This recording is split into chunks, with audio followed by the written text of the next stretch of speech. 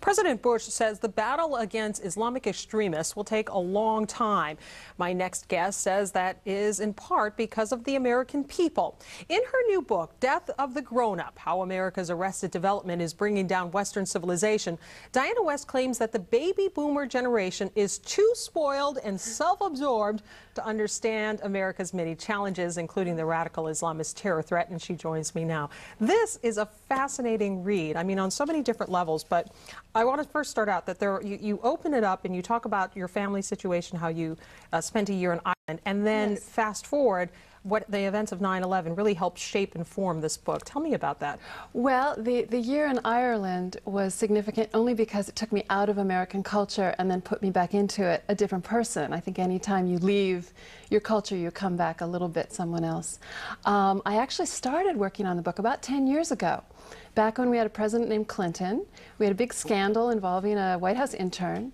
And what really struck me about the whole way the scandal unfolded was the fact that I decided Bill Clinton thought the country was more grown up than he was. Because if you remember those first televised pictures of Bill Clinton on the revelations about Monica Lewinsky, he looked like he was a cooked goose. And in retrospect, it struck me that I believe he thought he was going to be punished. He wasn't. And when I started thinking back on that period, I wanted to find out what had happened to us. How had we gotten to the point where the country was not more grown up than this particular president, who did seem like a poster boy for the death of the grown-up. When you talk about grown-ups, you also have in your first chapter, you have some interesting statistics. More adults ages 18 to 49 watch the Cartoon Network than watch CNN. The average video gamester was 18 in 1990. Now he's going on 30. How does this all factor in? Well, I think that it factors in showing us that we are a culture of perpetual adolescence. We haven't really gotten to the point where we have rediscovered maturity. It kind of went out of style, I guess, in the 1960s. We really seem to be frozen with the sort of model of the sort of countercultural, cool, never quite growing up, flaunting authority kind of figure. And that, I think, we do owe to our baby boomers.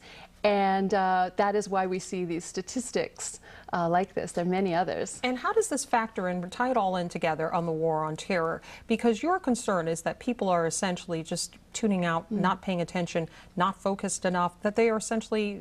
We don't have grown-ups in this country. Well, I think that's true. I think that what we saw in that kind of countercultural period in the 1960s was a complete leveling of all sorts of hierarchies, hierarchies of learning, hierarchies of authority. And from that emerged the kind of leveling of cultures. And I think from that comes multiculturalism, in which no culture is any better, any different than any other, except, of course, Western culture usually is denigrated.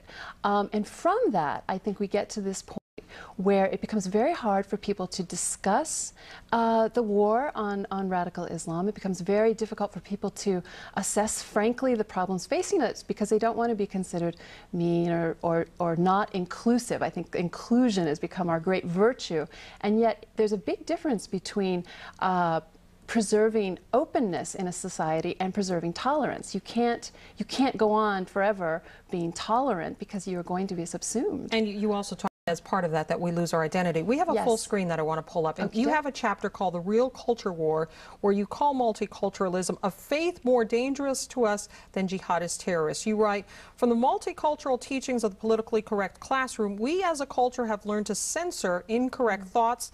In the absence of adults, we have found ways to sidestep taxing responsibilities. What did you mean by that?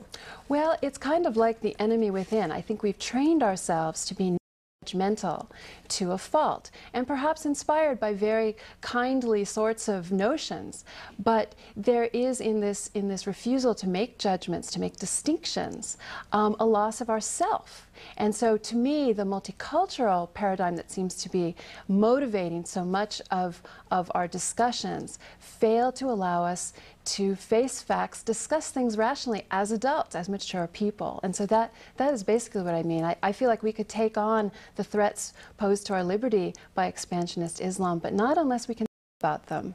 Now, we only have about 30 seconds Yeah. left. What are some of the solutions? Because clearly you've identified several problems. It's the loss of identity, this multiculturalism, we don't have grown-ups in this country. What are some of the solutions? Well, I think the solutions come with trying to realize where we were and how far we've come down, in the sense, and looking back at that figure about the 30-year-old gamester.